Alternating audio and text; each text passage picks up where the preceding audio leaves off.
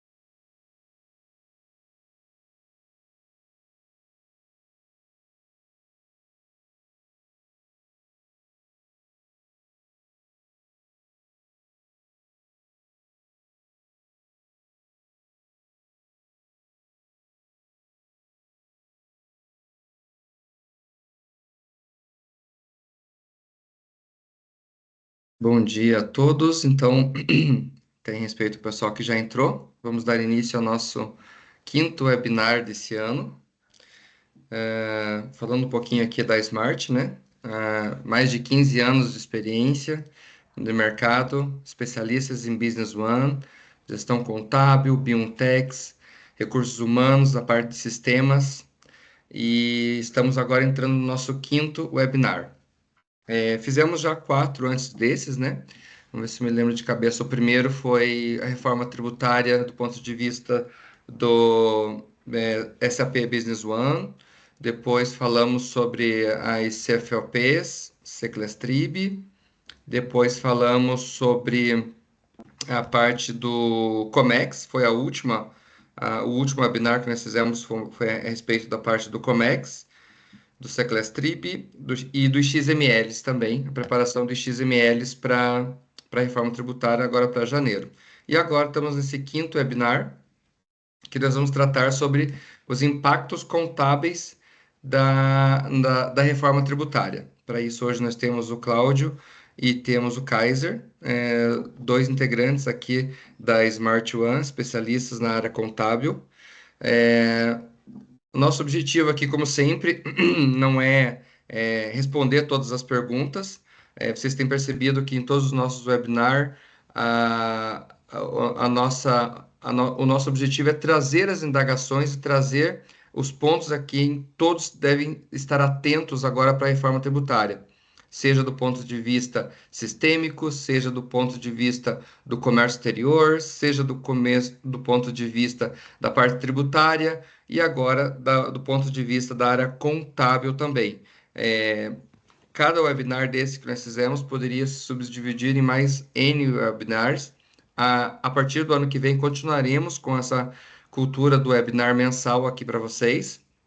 E hoje nós vamos abordar esse tema que é bastante sensível, que é a parte contábil. Como é que fica a contabilidade? Não temos como abranger todos os impactos, mas nós selecionamos alguns que consideramos os principais impactos da reforma tributária na parte da contabilidade. E é isso que nós vamos trazer hoje aqui para vocês. Como sempre, o áudio e o vídeo vai estar bloqueado, mas o chat está liberado, então fiquem à vontade para fazerem perguntas.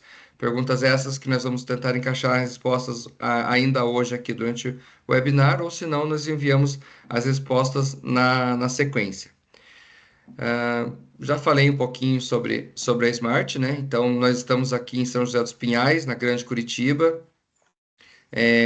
Somos especialistas em SAP Business One, temos mais de 15 anos de mercado e temos como dos pilares mais fortes aqui da empresa a parte contábil voltada principalmente para o SAP Business One. Mas não só para o SAP Business One, atendemos várias empresas no Brasil todo, são mais de 170 empresas atendidas hoje pelo grupo, somos mais de 75 funcionários, e trazemos toda essa expertise, esse know-how de mercado para preparar esse webinar para vocês agora. Sem mais delongas, vamos iniciar aqui com a reforma tributária, já tendo como base os CPCs. É por onde vai começar a fala do Cláudio. Cláudio, fique à vontade, pode iniciar. Bom, primeiramente, bom dia a todos. Antes de iniciar sobre a reforma tributária em si, queria só comentar um pouco sobre os nossos CPCs aqui no Brasil, né?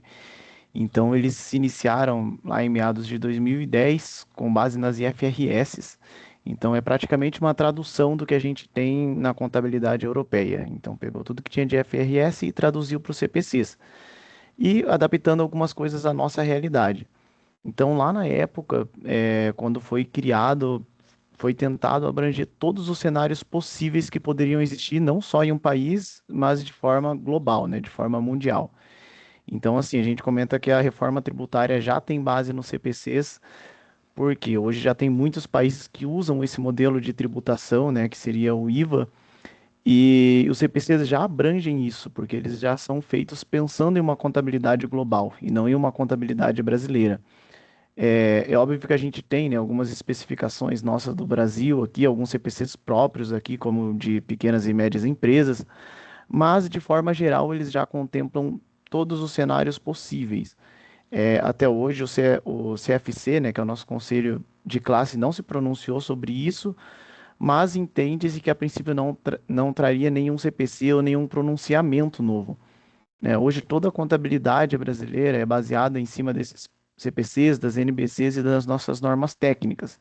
Então, tudo que nós fazemos hoje no dia a dia, que às vezes parece ser um lançamento simples ali, uma classificação, ativo, um passivo, tudo tem um embasamento legal com base nesses pronunciamentos técnicos. Então, assim, de forma geral, né, o que estava todo mundo esperando ter um novo pronunciamento só para reforma tributária, a princípio não irá acontecer. Pode passar, Riverson. Vamos lá. Trouxemos aqui alguns CPCs que a gente tem hoje e que vão mudar somente a forma de interpretação antes da reforma e após a reforma. Aqui primeiro a gente trouxe alguns ligados principalmente à receita e ao estoque. O primeiro deles é o CPC 47, que é de receita de contrato com o cliente. Nesse CPC, ele diz que os tributos por fora, ou os que são cobrados em nome de terceiros, que no caso seriam IBS e CBS, não compõem a receita.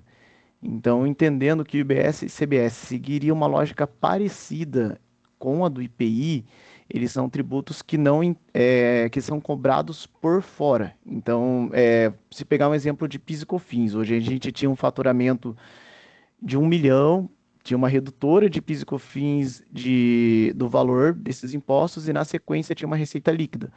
Com isso, o valor de venda já vai ser a sua receita líquida. Então, o mesmo valor do faturamento seria o mesmo valor da receita líquida.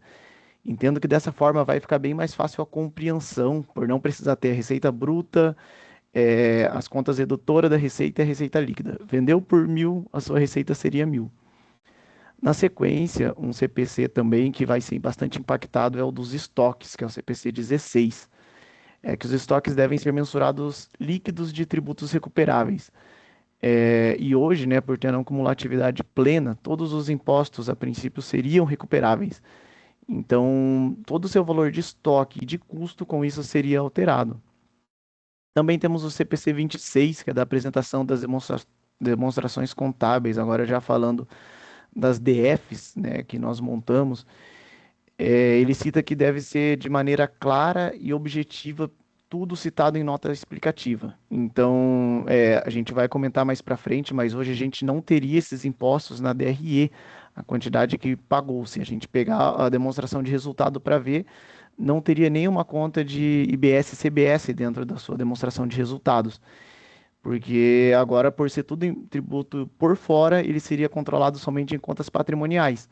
Porém, em nota explicativa a gente teria que abrir isso, que é isso que o CPC 26 já traz também. Já no CPC 32, que é dos impostos sobre o lucro, teria os impactos diretos do IBS-CBS na base de cálculo em diferenças temporárias que usamos em caso de lucro real, que com isso mudaria o impacto nos impostos diferidos. Pode passar. Também, né, outros CPCs que serão impactados com a reforma tributária é o de provisões, passivos contingentes e ativos contingentes, que é o IAS 37. Hoje a gente já tinha uma avaliação de riscos de perda de recuperabilidade de impostos, impairment, então hoje esse risco seria mais elevado, porque o meu imposto para recuperar dependeria do pagamento ou da extinção do débito por parte de terceiros.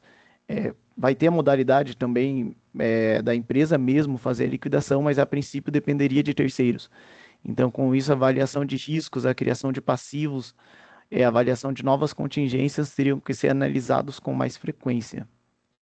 Outro CPC que também teria impacto, né, e eu acho que é um dos principais ali, é o CPC de instrumentos financeiros, que é o 48. O split payment vai trazer um reflexo muito grande para os fluxos de caixa. Então, a gente vai comentar disso com mais detalhes mais para frente. Mas a sua mensuração de recebíveis, fluxo de caixa para pagamento futuro, então tudo isso seria muito impactado. E tudo isso já tem normativa no CPC 48 de como tratar, né? Inclusive, a gente vai trazer alguns exemplos aqui e vai explicar isso de forma mais detalhada. Também tem o CPC 23, que são das políticas contábeis. Esses são quando há mudanças de normas ou umas mudanças bruscas ali na contabilidade, a gente tem que deixar isso demonstrado de forma clara e objetiva.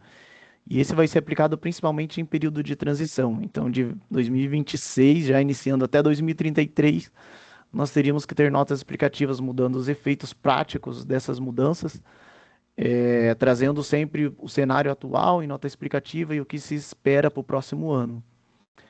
Não trouxemos aqui todos os CPCs que trazem, que vão ser impactados, né? Mas tem alguns outros ali, como o CPC 00, que é da estrutura conceitual, que trata mais das notas explicativas.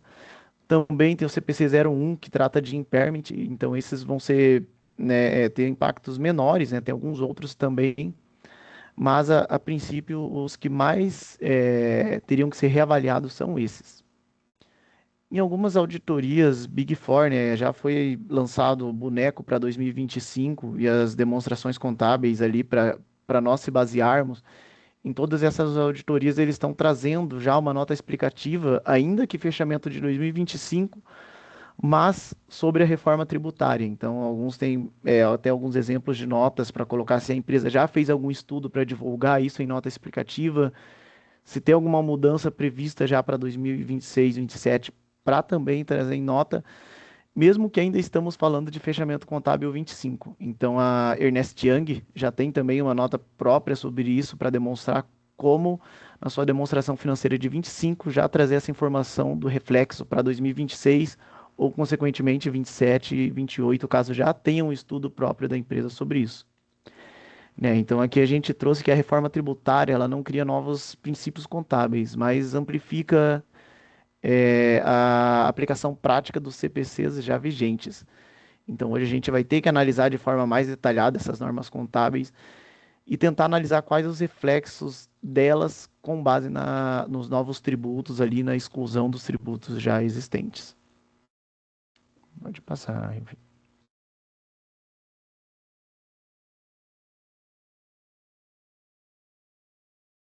Bom, aqui, né, trouxemos alguns exemplos de forma prática, né, o que seria mudado na realidade ali para as empresas. Então, os principais impactos, né, com base nesse CPC seriam a receita, iniciando pela receita líquida, né, não tendo a exclusão dos impostos como era feito antes. A parte dos custos e de estoques, que é o reconhecimento dos créditos como ativo a recuperar e não dentro do seu estoque. As novas contas no balanço de IBS, CBS a recuperar e a recolher. Os seus resultados, então alteração de margens, indicadores. Para empresas que passam por licitações, isso seria muito importante, porque todos os índices também serão bem alterados com essas mudanças. E a parte do julgamento contábil. Então, realmente é pegar as normas contábeis e analisar quais que são as novas normas que vão se enquadrar, né, nessas novas mudanças. Então, ali a gente trouxe mais alguns exemplos de CPCs, né, o 23 e o 25, que também se enquadrariam nisso. Pode mudar. Vamos lá. Trouxemos um exemplo prático, de forma didática, tá? E tentamos simplificar o máximo possível. A gente teria hoje inúmeros cenários, né, para analisar compra à vista, compra a prazo, pelo split payment inteligente, pelo split payment, se não for o inteligente, analisar cenário durante a transição, mas resolvemos trazer um cenário pensando já em 2033, com a reforma tributária correndo plenamente, né, da forma que se espera, com o split payment inteligente. E nesse cenário trouxemos uma compra de mercadoria no valor de R$ 1.000 e uma venda de mercadorias dessa mesma compra no valor de 1.500. Para fins didáticos, tá? Consideramos as mesmas alíquotas de hoje. Então, 18 de ICMS, 1,65 de PIS e 7,6 de COFINS. Total 27,5%. Após a reforma, né, consideramos IBS e CBS a 27,5% também. Porém, né, é importante ressaltar que hoje não temos a alíquota final desses impostos. Está estimado em 26,5%, mas ainda não é nada definitivo, isso ainda vai ser passado por aprovação. Mas só para podermos seguir aqui e mostrarmos os efeitos contábeis práticos, sem mudança de alíquota, né, trouxemos com os mesmos valores. Pode passar. Vamos lá. Aqui trouxemos um exemplo de como que seria antes da reforma, né, a forma que temos isso registrado na contabilidade hoje. Então, para quem já está mais familiarizado com débito e crédito ali na contabilidade, acredito que vai conseguir acompanhar bem, mas vou tentar explicar de forma prática. Hoje uma compra de R$ 1.000, se você toma crédito de PIS, COFINS e ICMS, entra no seu estoque somente o valor líquido, que é R$ 727,50. Então eu pago para o fornecedor 1.000, entra no seu estoque 727. A contrapartida é impostos a recuperar. No pagamento ali do fornecedor, que a gente está fazendo toda a operação fechada dentro do mesmo mês, temos o débito em fornecedor, o crédito no banco, zerando a operação de compra. Então, se analisar a operação de compra, fica 727 no estoque, R$ 1.000 em fornecedor e 272,50 os impostos a recuperar. Já na operação de venda da forma que é hoje, comprei por 1.500. Eu tenho o cliente de 1.500, os impostos a recolher de 412,50 e, na sequência, a baixa do estoque de 727,50. Aqui a gente não detalhou a parte da venda ali, mas hoje, né, é segregado o que eu tenho de faturamento bruto e as redutoras. Então, a parte ali de imposto sobre venda de 412 no resultado é uma conta redutora dessa receita, né? Então eu entraria com uma receita líquida de 1.087,50 nessa operação. E no recebimento ali do cliente, 1.500 banco contra cliente. Após finalizada toda essa operação no final do mês, é feita a apuração dos impostos. Aqui a gente está considerando PIS, COFINS e ICMS tudo junto, então lá na apuração ele tinha 272 de imposto a recuperar e 412 a recolher. Então é feito um abatimento, joga 272,50 abatendo o valor que eu tinha a pagar. Então ali finalizamos o balanço, né? O banco fecha com 500, impostos a recolher de 272, na sua DRE o lucro líquido de 360. Isso é a forma que é hoje. Agora na sequência, né, já temos um slide como que seria após a reforma, que é com a nova lógica contábil de IBS-CBS. Então, considerando que a compra continue 1.000, então com a nova regra eu comprei por 1.000, porém eu vou pagar para o meu fornecedor, por os impostos ser por fora, 1.275, que coloca o preço por fora do que eu comprei. Então, nesse caso, no estoque já entraria o valor de R$ 1.000, antes entrou 700, agora no meu estoque entraria 1.000, que é o valor que eu efetivamente comprei. Vai ser gerado um contas a pagar de 1.272 e a contrapartida disso seria nos impostos a recuperar de 275. Porém, esse imposto a recuperar ele vai ficar travado até que haja liquidação ou extinção desse débito. No pagamento do fornecedor, eu vou pagar o total de 1.275, banco contra fornecedor, porém o fornecedor, lá no banco dele, ele vai receber só o valor de 1.000. 275 já é, né, da liquidação do crédito do meu fornecedor, do débito do meu fornecedor de IBS-CBS. Então, após o pagamento, é liberado a recuperação desses saldos.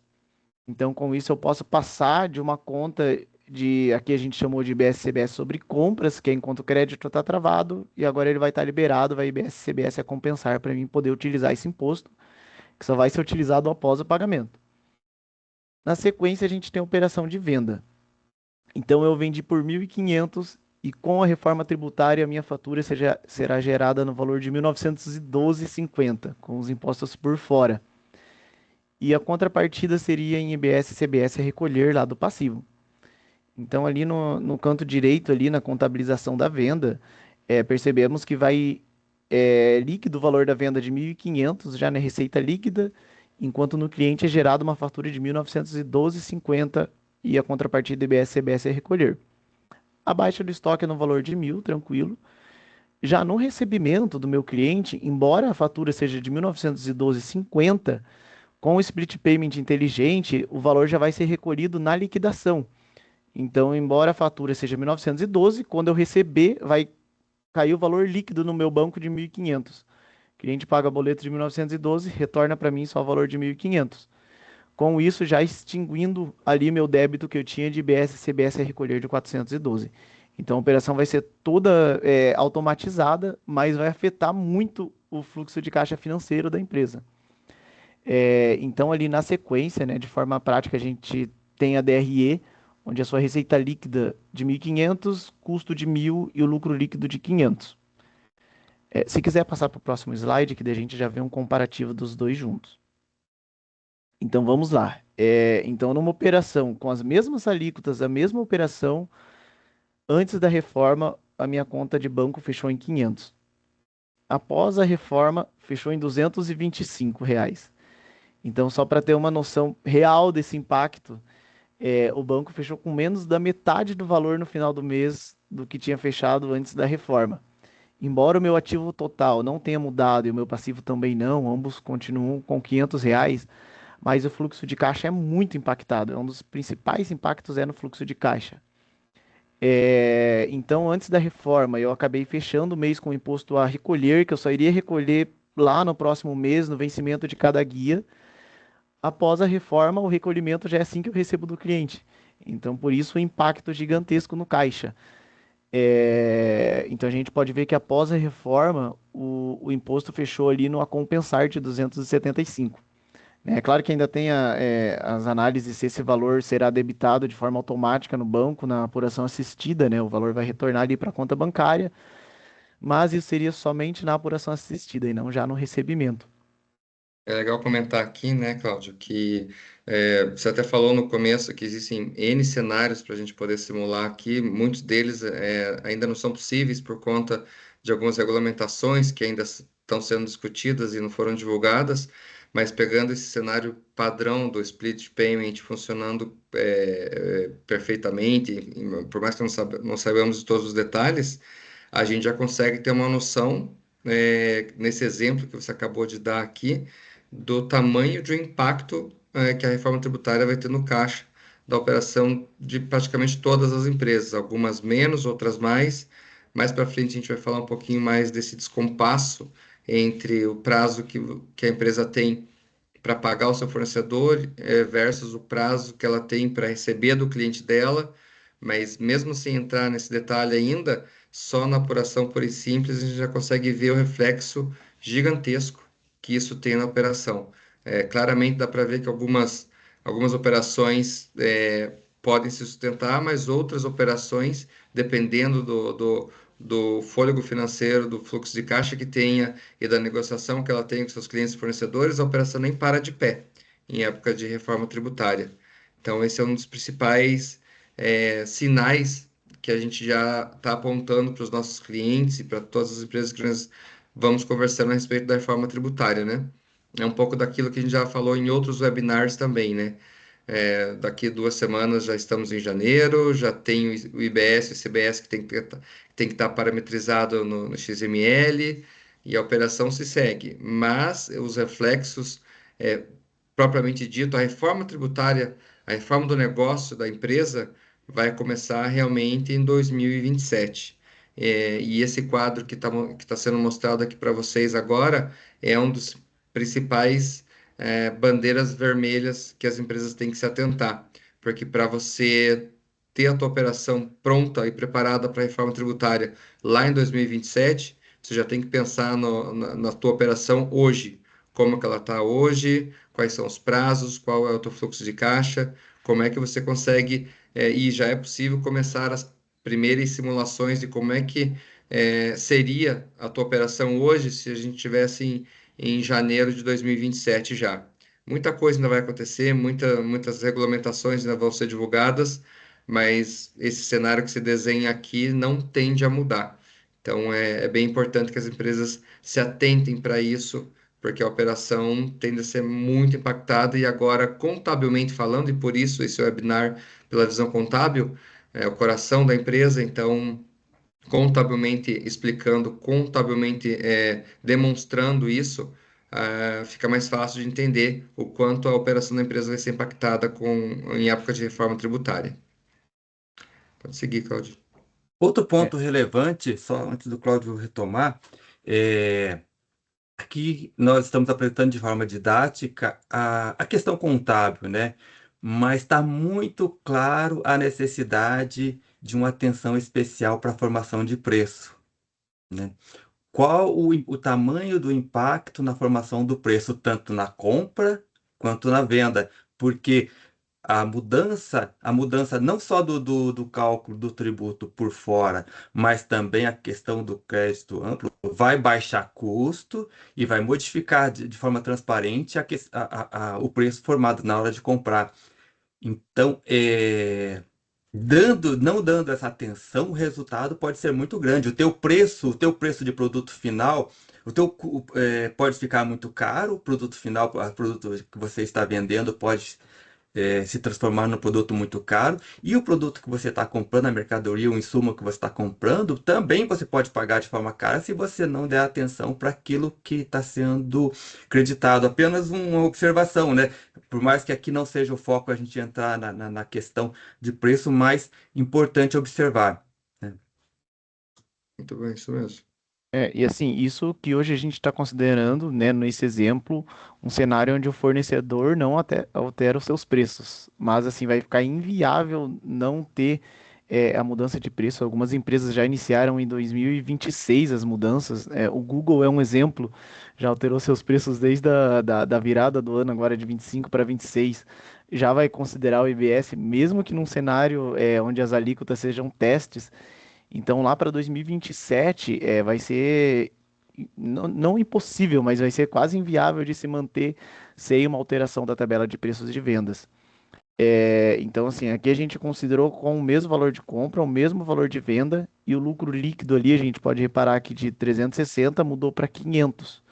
E nesse cenário, né, nesse exemplo, o lucro acabou sendo positivo, porém o impacto no caixa foi negativo, né? Já em algum outro cenário, isso pode ser completamente o contrário, porque provavelmente o fornecedor dele teria aumentado o preço da venda. Com isso, a empresa já não teria esse lucro líquido de 500, não por conta dos impostos, mas sim por conta dos aumentos de preços que vão ter. Então, só para continuar ali na parte da DRE, na anterior a gente tinha uma receita bruta de 500, na sequência uma redução dos impostos sobre venda de 412 e chegava em uma receita líquida de 1.087,50. Então, antes era um pouco. Eu entendo que na forma antiga era um pouco mais confuso o entendimento de uma DRE. Hoje vai ficar muito mais simples, porque eu vendi por 1.500, a minha receita líquida já vai ser 1.500. O valor que eu vendi vai estar batendo com a parte fiscal, vai estar batendo com a parte contábil e com a parte da operação em si. Então, todos os números vão ser exatamente o mesmo. O custo, que antes, né, da reforma também era um pouco mais difícil de se analisar por conta dos impostos ali do estoque. Hoje eu comprei por 1.000, o meu custo de venda vai ser 1.000, por conta que os impostos é por fora. Então eu compro por 1.000, eu pago um valor maior e esse valor maior entra no recuperar, mas o meu custo vai continuar como R$ 1.000. Então, da forma que eu comprei, vai ser vendido. Eu entendo que o cenário, de forma geral, da parte de resultados, vai ser muito mais fácil de analisar após a reforma. Então, vai ser de forma direta e simples. Porém, tem um ponto que é bem importante, que a gente não vai ter demonstrado o impacto dos impostos no resultado. Então, se eu quiser ver o quanto que eu estou pagando de impostos na minha operação, de forma prática ali na DRE, isso já vai ser bem mais complicado. Eu teria que pegar por contas patrimoniais, por controle à parte, já que hoje não transita mais nenhuma conta, né? Não vai transitar pelo menos mais nenhuma conta de BS ou CBS dentro do meu resultado, por conta que é tudo recolhido por terceiros. Então seria somente em contas de ativo e contas de passivo. É um cenário, né, que até hoje não vimos, né, na prática ainda dentro do Brasil, por conta que o único que a gente tinha parecido era o IPI, mas ainda não era, né, na mesma situação. Então, os impactos reais mesmo só vão ser sentidos quando começar a rodar nesse novo formato e com as mudanças de preço. Mas o importante é não deixar para depois, para a gente analisar. Então, isso tem que ser visto antes, porque quem sai na frente vai acabar saindo lucrando na frente também. Se esperar ter todos os repasses de custo para depois você começar a repassar para o seu cliente, infelizmente vai ficar para trás e você vai ter um longo período de prejuízo. E fora que pode ter um grande período de caixa ali negativo durante esse tempo, né? Ou pelo menos o fluxo de caixa bem comprometido durante essa transição, principalmente ali já para início de 2027. Pegando esse gancho, Cláudio, que você está falando do preparo já, de preparar já, eu já pego esse gancho para falar de um dos nossos próximos webinar, que é em relação à parte contratual em época de reforma tributária, né? A gente sabe que não é só passar a mão no telefone, ligar para o teu fornecedor e falar que quer um desconto, ou ligar para o teu cliente e falar que você vai reajustar em 10, 12%. A gente sabe que não é assim mesmo. Principalmente porque ele não aceita e depois porque tem a parte contratual que tem que ser começar, se já não foi revista, tem que começar revisto agora. todo esse impacto no fluxo de caixa, a primeira coisa que as empresas vão fazer é mexer no preço. Ela pode mexer na operação, ela pode tentar renegociar com o fornecedor, mas uma coisa que ela dificilmente deixa de fazer é repassar isso no preço. E quando ela vai fazer isso, muitas vezes ela pode esbarrar em alguns bloqueios contratuais. Então, por isso, a parte contratual com o seu cliente, contratual com o seu fornecedor, ela é de extremamente importância que você já comece a rever já. Ah, mas eu não tenho contrato nenhum com o meu fornecedor, eu não tenho contrato nenhum com o meu cliente. Se você emitir uma nota, você já tem um contrato, já é um tipo de contrato. Então, não é porque você não tem aquele contrato grande, formal, cheio de assinaturas, que você não tem um contrato com o teu fornecedor. Existem N tipos de contrato. E todos esses acordos, todos esses contratos precisam ser revistos. Está tudo entrelaçado. A reforma tributária está integrando e amarrando tudo num organismo só. Então, se você não pensar em uma das mudanças que vai ser o reajuste de preço, mas existem outras que você também vai precisar readequar para a tua operação continuar viável, essa parte contratual ela é muito importante, porque se você está pensando em não reajustar o teu preço, você pode ter certeza que o teu fornecedor tá, porque essa é uma dor que vai atingir todos, sem exceção. Então fica mais esse ponto de atenção, né? Essa simulação aqui não está contemplando N variáveis e dentre elas o aumento de preços que fatalmente vai acontecer em decorrência da reforma tributária, em detrimento do que tem em contrato ou qualquer outra variação, em detrimento em relação à reforma tributária já vai ter esse aumento, e é importante que todos estejam preparados para isso, né? Seguir, Claudinho. Não, beleza. Nesse slide era isso. Se quiser passar, Riverson. Uhum.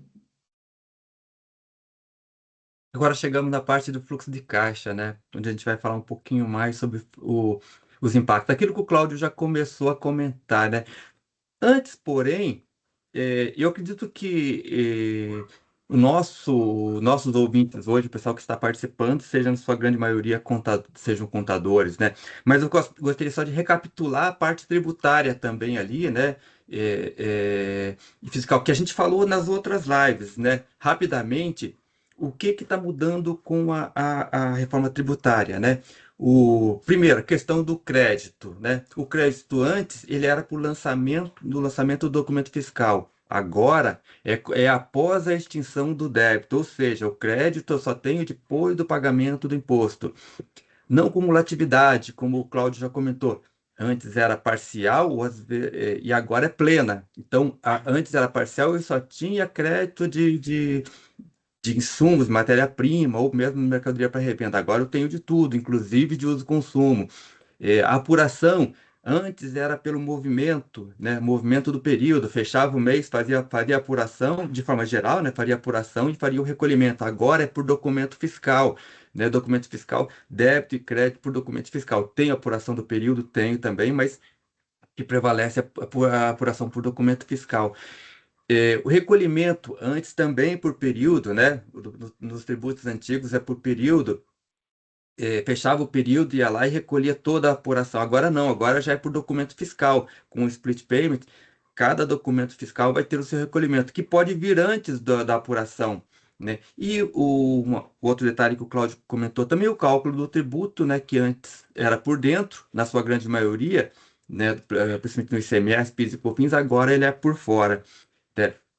Então, recapitulando isso, para a gente chegar a entender um pouco mais essa questão do fluxo de caixa, né? Quais os impactos da reforma tributária, dos novos tributos no fluxo de caixa, né? Um impacto direto, né? Na entrada ali, só vou poder me creditar do IBS-CBS após a extinção do débito do fornecedor, né? O que que significa isso? Que no momento que eu adquiri a mercadoria, eu não tenho aquele crédito de imediato. A apuração assistida vai ficar lá apontando, sim, como um direito meu, mas algo que ainda vai estar contabilmente, segundo o Cláudio comentou ali, né? Contabilmente ele vai estar suspenso, um crédito suspenso, não posso me apropriar de imediato. Então, se a gente for analisar, quando eu comprar a prazo, se eu paguei à vista, de certa forma, o split payment já vai me garantir a extinção daquele débito, se eu fizer o pagamento da minha compra à vista. Mas se eu for pagar com um prazo de 60 dias, por exemplo, eu não vou ter esse crédito de imediato. O, o meu crédito vai ficar esperando o fornecedor realizar a quitação daquele débito. Ou seja, eu comprei num determinado mês, vai fechar aquele mês, ele vai fazer a apuração dele, ele ainda não recebeu, mas ele vai ter que fazer a quitação do débito. Então, ele vai fazer a quitação do débito depois da apuração. Só então eu vou ter esse crédito. Se eu já estava contando com aquele crédito para o mês corrente, que foi o mês onde eu comprei, não o terei. Então, menor compensação na apuração mensal, né? Já tem que começar a contar com isso. E o impacto maior no desembolso de caixa no curto prazo.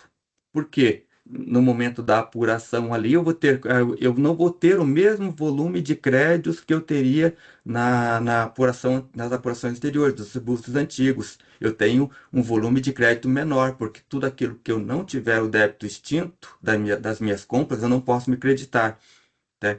Então, isso vai ficar naquela conta ali de impostos a recuperar ali, mas de forma suspensa.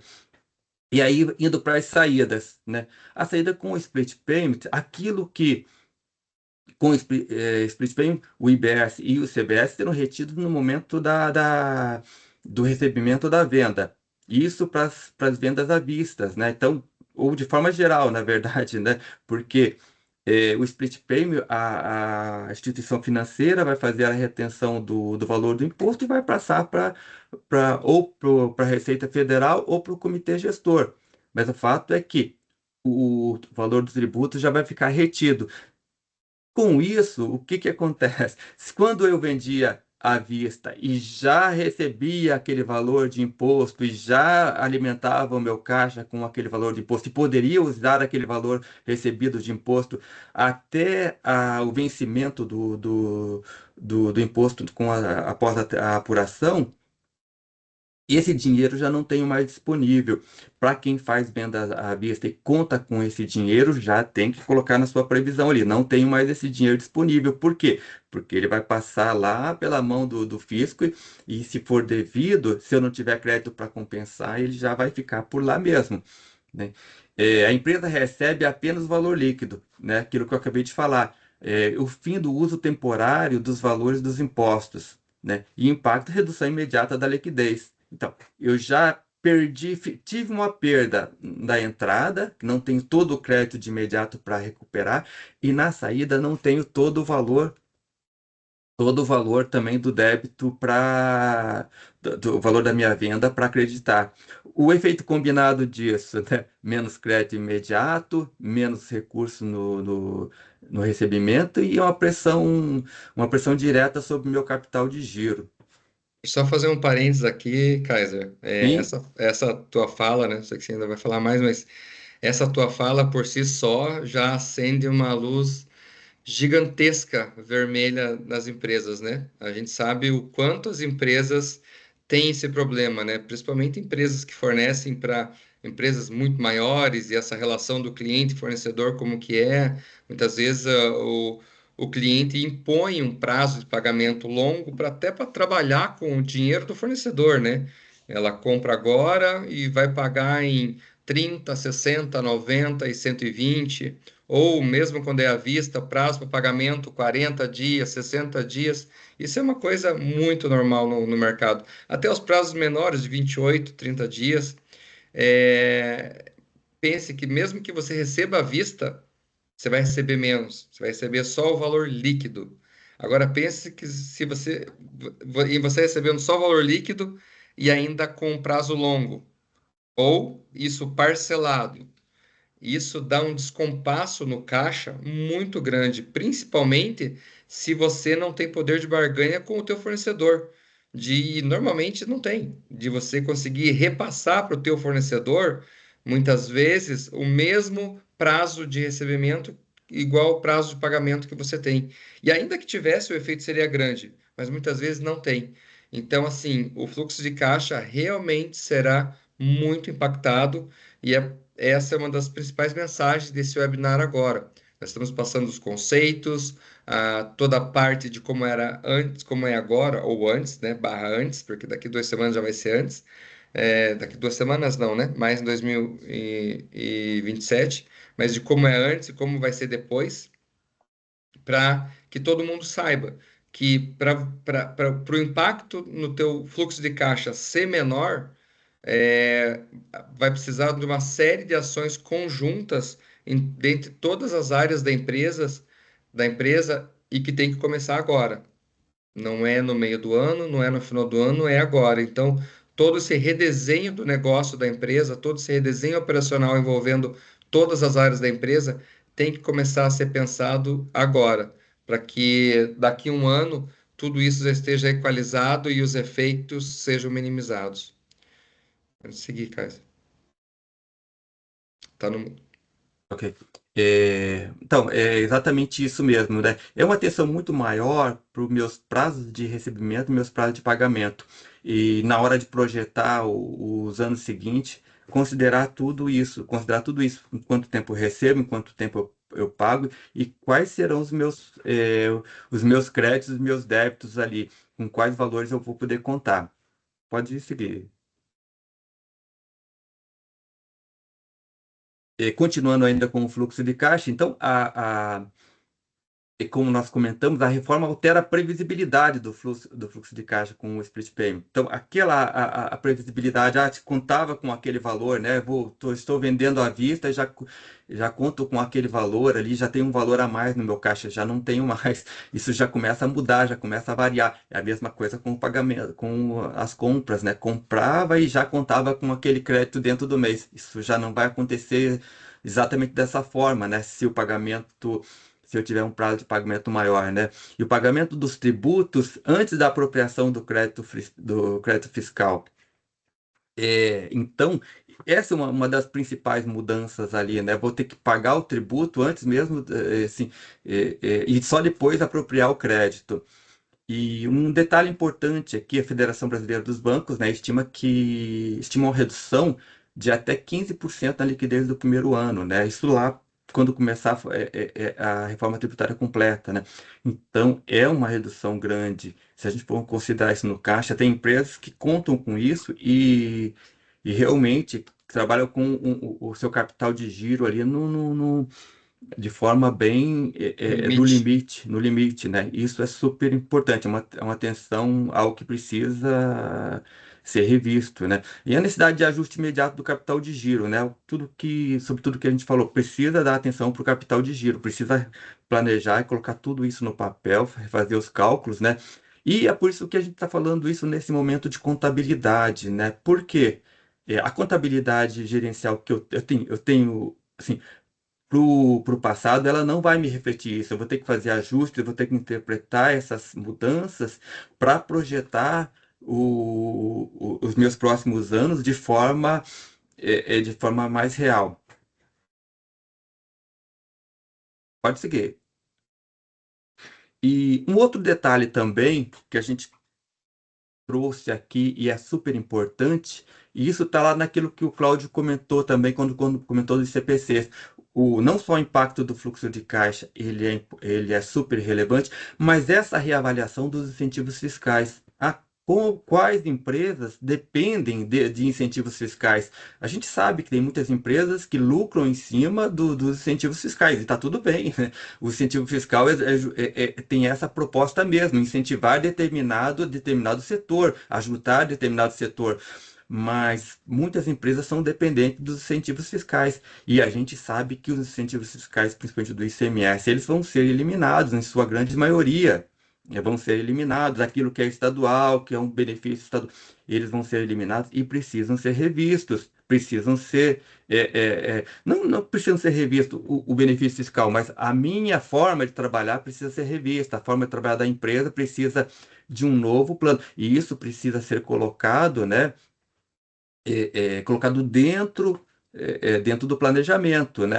Se eu tiver ali, fazer os ajustes dos impairments, como o Claudio comentou, né? Eu preciso colocar isso, fazer a divulgação das notas explicativas para que toda a empresa, a minha gestão saiba que aquilo precisa ser replanejado, né? Senão, realmente posso ter problema com isso. Pode seguir, Cláudio? Cláudio não. Rivers. É, e o impacto nas projeções, né? Olha, vamos ter uma mudança de contabilização, vamos ter uma mudança no fluxo de caixa, eu vou ter benefícios fiscais eliminados, né? As minhas demonstrações financeiras ali, elas não vão ser da mesma forma, elas estavam vindo ali de uma determinada forma com os tributos nas vendas, com o meu faturamento.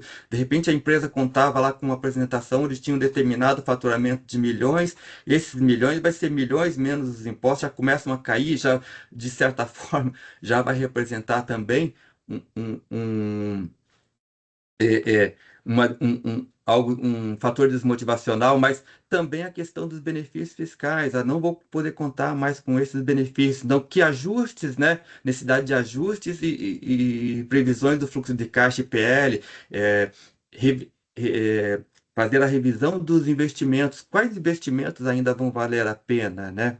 Quais investimentos eu vou precisar rever, né? E mudar, fazer uma mudança de rota. Esse é o momento de começar a pensar nisso, né? A gente está pensando, a gente tem falado com muitas empresas que estão preocupadas com o agora, e está tudo certo, né? Agora, preparar o XML, colocar o campo do Seclastrib, colocar os novos tributos ali, isso está tudo certo, é perfeito, né? Tem que fazer isso porque é o que o fisco pede para o momento, e o ano que vem a gente já tem que começar a colocar essas informações na nota fiscal e atender às obrigações acessórias. Mas é preciso pensar na contabilidade inicial, pensar no planejamento ali do que vai acontecer nos anos seguintes. Né? O que vai acontecer assim, que investimentos valerão a pena, né? De que forma eu vou calcular o preço? A gente já viu ali na apresentação do Cláudio, que é, se eu não der uma atenção especial para o preço, eu posso estar pagando caro naquilo que eu estou comprando, né? E também vendendo ou muito caro ou muito barato aquilo que eu estou vendendo. E aí eu começo a ter prejuízo. Eu posso descobrir isso muito tarde. Posso descobrir isso depois que o meu produto começar a vencer na prateleira. Por quê? Porque está muito caro, o concorrente já identificou que com o crédito amplo ele pode reduzir custo, ele conseguiu uma melhora ali na sua produtividade, ele conseguiu aproveitar os créditos que ele tinha parado. Então, tudo isso faz diferença na hora de fazer as projeções. Qual vai ser o meu preço correto para os anos seguintes, né? Essas adaptações necessárias para novos projetos e operações correntes, né? E, por fim, quais são os impactos da reforma nas projeções de orçamento de longo prazo, né? Aquilo que a gente acabou comentando. Projetos, quais são os projetos que eu tenho para o futuro? Pode seguir? E, por fim, aqui, já praticamente a gente está fechando a nossa webinar, né? Os ajustes contábeis e financeiros necessários, né? A gente falou, o objetivo dessa webinar era começar lá nos CPCs com a contabilidade básica, com os lançamentos, e fechá-la de forma um pouco mais gerencial, já pensando em planejamento. Então, a gente viu que tudo é importante, desde do meu ajuste do lançamento, da minha interpretação ali, de que forma que eu vou lançar os créditos do IBS e CBS das minhas compras, né? E considerando que eles não estão disponíveis para utilização de imediata, eu vou ter que segregar isso no meu sistema, de que forma que eu vou interpretar, de que forma eu vou conseguir acompanhar a disponibilidade desses créditos. Tudo isso precisa ser pensado e automatizado, né? A gente sabe que controlar isso na mão realmente complicado, vai depender de mais custos, de mais recursos. Então, de que forma eu vou automatizar para que isso funcione de uma forma automática, de uma forma leve, né?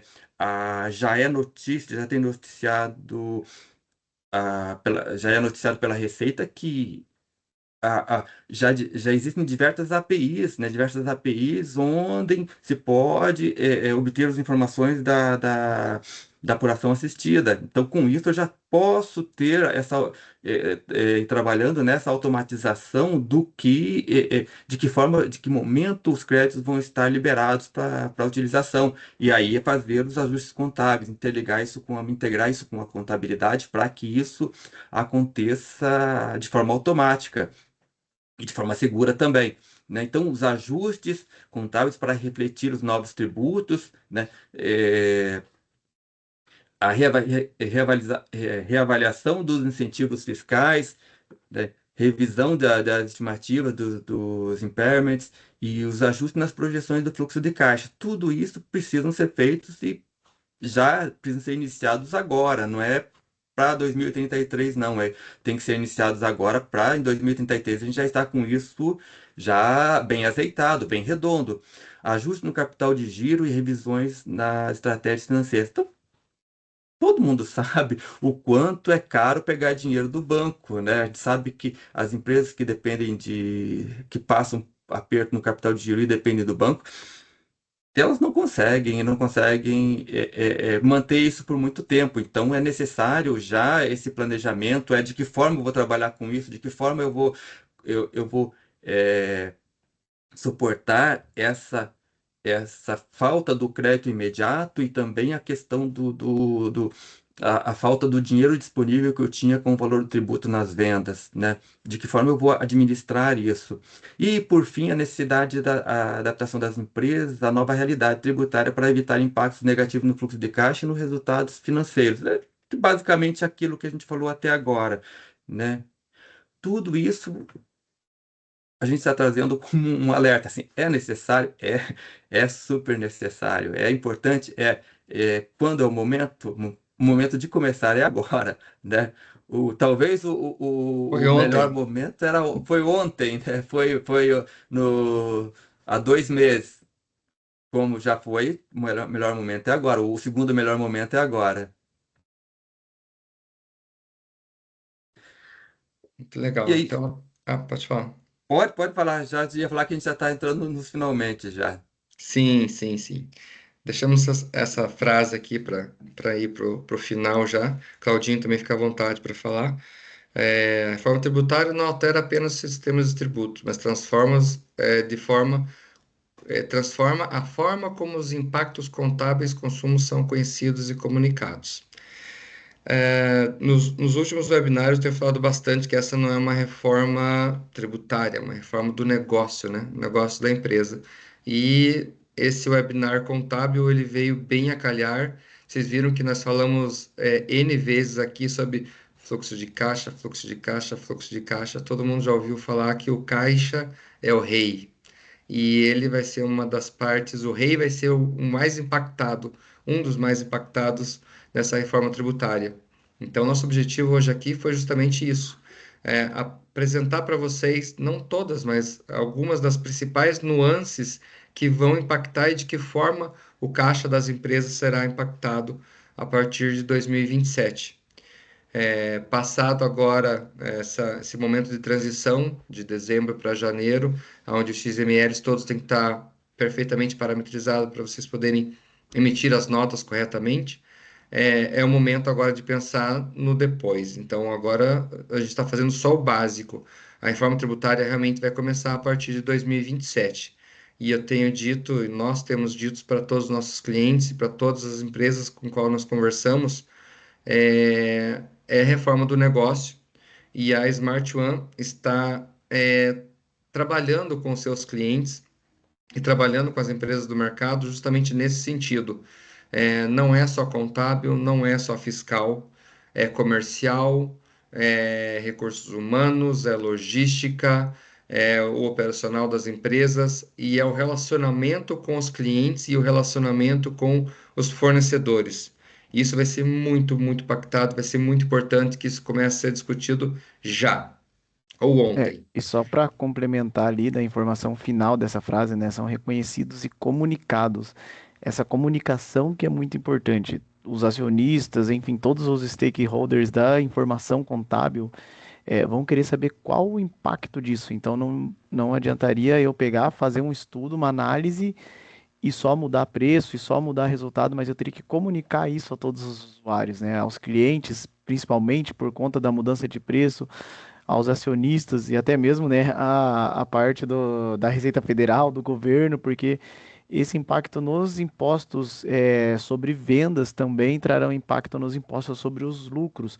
RPJ, CSLL e agora, né, aproveitar só para comentar de forma rápida, também temos a nova lei 15.270 ali que foi aprovada da tributação dos dividendos. Então, a partir de 2026, todo dividendo distribuído, né, teria o percentual ali de 10%.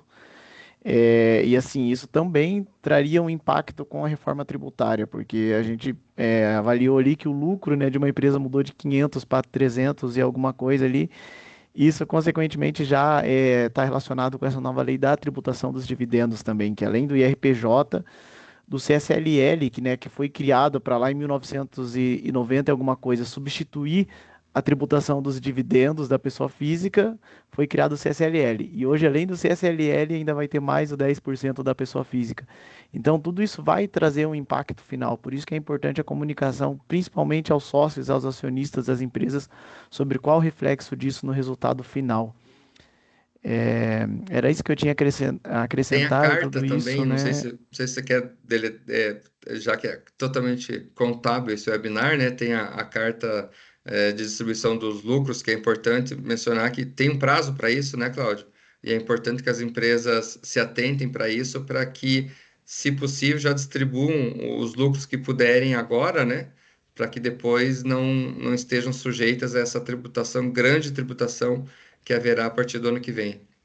Exatamente, a gente tem uma forma, né, de se resguardar, pelo menos aos lucros que temos acumulado até agora em 2025, e a única forma de se resguardar disso é fazendo uma ata da distribuição, e essa ata, né, eu sei que já está bem em cima, mas ela deve ser aprovada e assinada até 31/12/25 de 2025, né, na junta comercial competente ou no órgão competente. E assim, a informação da Receita Federal só foi disponibilizada antes de ontem, ali com as perguntas e respostas, comprovando, né, o que já estava na lei, que tem que ser assinado até 31/12. Então, assim, foi praticamente uma bomba ali jogada no colo dos empresários, dos contadores, né? Por isso é até bom que já fica, né, de alerta. Nossos clientes já foram todos comunicados, mas se tem algum que ainda não estava por dentro do assunto, correu o quanto antes fazer a ata, né, a deliberação para distribuição de todos os dividendos que tinha acumulado, pelo menos até o último fechamento contábil, se pegar novembro ou se só tiver outubro. Com isso, já não teria a tributação de 10% sobre esse valor. Perfeito. E para finalizar, da minha parte, contem com a Smart, contem com a Smart One como parceiro de negócio realmente.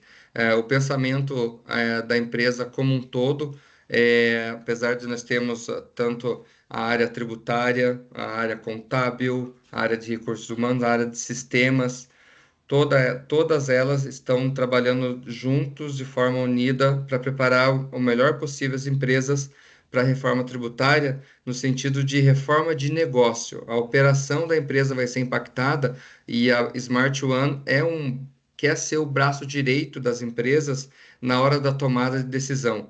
Muitos aqui presentes ou que estejam assistindo depois de forma gravada, porque isso vai ficar gravado e disponível no YouTube, já são nossos clientes, já sabem desse jeito Smart One de trabalhar, olhando para o negócio da empresa e preparando a empresa para a reforma tributária, não apenas a área fiscal, a área contábil, mas toda a empresa, porque tendo de posse das informações como nós temos os nossos clientes, nada mais normal do que nós atuemos como um agente muito importante de tomada de decisão nesse momento tão difícil. E para aqueles que ainda não são nossos clientes, fiquem à vontade para nos procurar e ouvir de que forma a Smart One está agindo em prol de preparar todas as empresas, não só com relação ao viés tributário, mas ao viés de negócio, né? Como é que vai ficar o negócio da empresa a partir de 2027.